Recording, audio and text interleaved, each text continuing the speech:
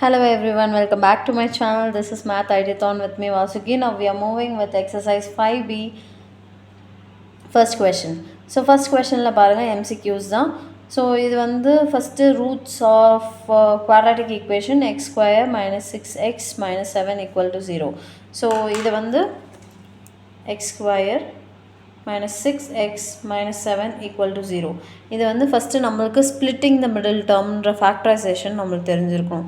So அதை எப்படி பண்ணணும்னா இந்த மிடில் டேர்மை மட்டும் ஸ்ப்ளிட் பண்ணி எழுதுகிற மாதிரி, அதுக்கு பேர் வந்து ஃபேக்டரைசேஷன் சொல்லுவாங்க.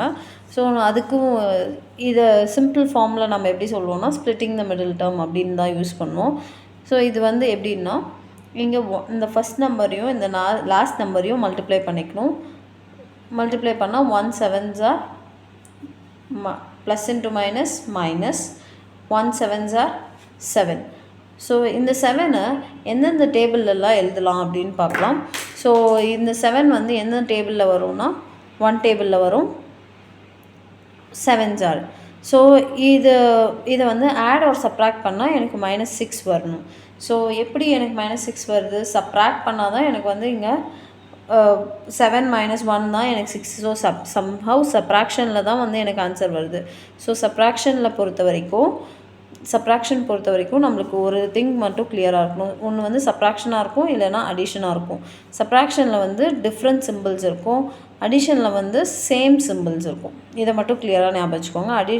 சப்ராக்ஷன் போட்டிங்கன்னா டிஃப்ரெண்ட் சிம்பிள்ஸ் போடணும். ஒன்று ப்ளஸ் போடணும், இன்னொன்று மைனஸ் போடணும். அதே அடிஷனில் ஒன்று வந்து சேம் சிம்பிள்ஸ் தான் போடணும். ஒன்று ஃபுல்லாகவே அடிஷனாக இருக்கணும், இல்லை ஃபுல்லாகவே சப்ராக்ஷனாக இருக்கணும். ஸோ இப்போ பாருங்கள், எனக்கு -6ன்ற நம்பர் வேணும். ஆடோ சப்ராக்டோ பண்ணும்போது எனக்கு -6 வருதா பார்க்கணும். ஸோ 7 minus 1 வந்து எனக்கு 6 வருது. பட் எதுக்கு நான் பெரிய சிம்பிள் போடணுன்னா, இப்போ பாருங்கள் மைனஸ் தானே, -6 கொஷனில் மைனஸ் தான் இருக்குது. ஸோ மிடில் டேர்முக்கு மைனஸ் தான் கொஷனில் இருக்குது. ஸோ பெரிய நம்பருக்கு மைனஸ் போடணும், சின்ன நம்பருக்கு ப்ளஸ் போடணும். ஓகேவா? பெரிய நம்பருக்கு இப்போ சப்போஸ் இங்கே ப்ளஸ் இருந்துச்சுன்னா, கொஷனில் ப்ளஸ் இருந்ததுன்னா பெரிய நம்பருக்கு ப்ளஸ் போட்டுட்டு சின்ன நம்பருக்கு மைனஸ் போட்டுக்கலாம். ஓகேவா? ஸோ இதை எப்படி எழுதணும்னா X square plus 1x. So இந்த 6xக்கு பதில் நம்ம எப்படி எழுத போகிறோம்னா 1x மைனஸ் 7xன்னு எழுத போகிறோம். So plus 1x minus 7x நீங்கள் பண்ணிங்கன்னா திருப்பியும் நம்மளுக்கு -6x கிடைக்கணும். ஓகேவா? -7 ஈக்குவல் டு 0. இந்த ஃபஸ்ட்டு 2 டேர்மில் எது காமனாக இருக்குதுன்னு பாருங்கள். எக்ஸ் தான் காமனாக இருக்கும். எக்ஸை வெளியே எடுத்துட்டா லெஃப்ட் அவுட் என்ன பாருங்கள், எக்ஸு ப்ளஸ் 1 தான் லெஃப்ட் அவுட்டாக இருக்கும். ஸோ எக்ஸை வெளியே எடுத்துருவோம், இங்கேருந்து ஒரு எக்ஸை வெளியே எடுத்துருவோம். ஸோ ரிமைனிங் வந்து எக்ஸ் ப்ளஸ் 1 மட்டும்தான் இருக்கும். ஸோ இங்கே ரெண்டுத்துலேயும் ஆல்வேஸ் நம்ம என்ன பண்ணணும், இங்கே ப்ளஸ் ஃபஸ்ட்டு போட்டுக்கோங்க. ஃபஸ்ட்டு எப்பயுமே இந்த ஃபஸ்ட் ஸ்டெப்பில் ப்ளஸ் போட்டுக்கோங்க. ஸோ கன்ஃபியூஷன் வராமல் இருக்கிறதுக்காக. ஸோ ப்ளஸ் போட்டுட்டு இதில் இந்த 2 டேர்மில் எது காமன்னு பாருங்கள். 7 தான் காமன். ஸோ 7 காமனாக வெளியே எடுத்துக்கோங்க. இப்போ லெஃப்ட் அவுட் எனக்கு என்னது, 7 வெளியே எடுத்துட்டோன்னா -x லெஃப்ட் அவுட்டா, -x. இங்கே 7 எடுத்துட்டோன்னா எதுவுமே நம்பர் இல்லைன்னா -1ன்னு போட்டுக்கணும். ஓகேவா? இப்போ பாருங்கள், ப்ராக்கெட் உள்ளே நம்மளுக்கு செக் பண்ணுங்கள். ப்ராக்கெட் 2 ரெண்டுமே சேமாக இருக்கணும். அப்போ தான் ஃபர்தராக கண்டினியூ பண்ண முடியும். இது வந்து ப்ராக்கெட் வந்து நம்மளுக்கு சேமாக இல்லை. ஸோ என்ன பண்ணணும், இங்கே -7 போடணும். எக்ஸ் இன்ட்டு எக்ஸ் ப்ளஸ் 1 -7 போட்டுட்டு -7 இங்கே போட்டுட்டிங்கன்னா சிம்பிள்ஸ் எல்லாம் சேஞ்ச் ஆகும்.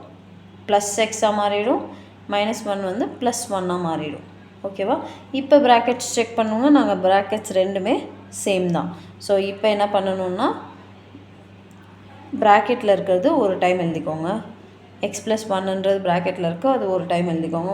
எது லெஃப்ட் அவுட்டு வெளியே இருக்கிற நம்பர்ஸை இன்னொரு ப்ராக்கெட்டில் எழுதிக்கோங்க. Equal to 0. So 0 product rule apply பண்ணணும். X equal to 1, x plus 1 equal to 0, x minus 7 equal to 0. So x1 வந்து இந்த சைடு போச்சுன்னா -1ன்னு வரும். 7 வந்து -7 வந்து இந்த சைடு போச்சுன்னா +7ன்னு வரும். இன்பிட்வீனில் ஆர்ன்ற ஒரு வேர்டு யூஸ் பண்ணிக்கணும். அவ்வளோதான். ரொம்பவே ஈஸியானது தான். ஸ்ப்ளிட்டிங் மிடில் டேர்ம் மட்டும் கொஞ்சம் ப்ராக்டிஸ் பண்ணிகிட்டே இருங்க. இந்த எக்ஸசைஸ் ஃபுல்லாகவே ஸ்ப்ளிட்டிங் த மிடில் டேர்ம் வந்துகிட்டே இருக்கும். Catch you in the next video. Bye bye.